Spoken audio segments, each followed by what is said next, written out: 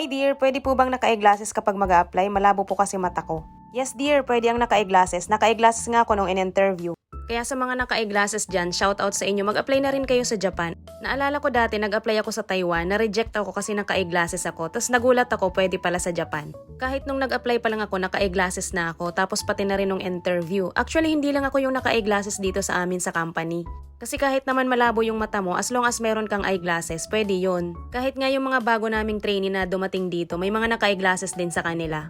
Ang kategory namin, dear, food processing, ready-made meal manufacturer yung trabaho namin.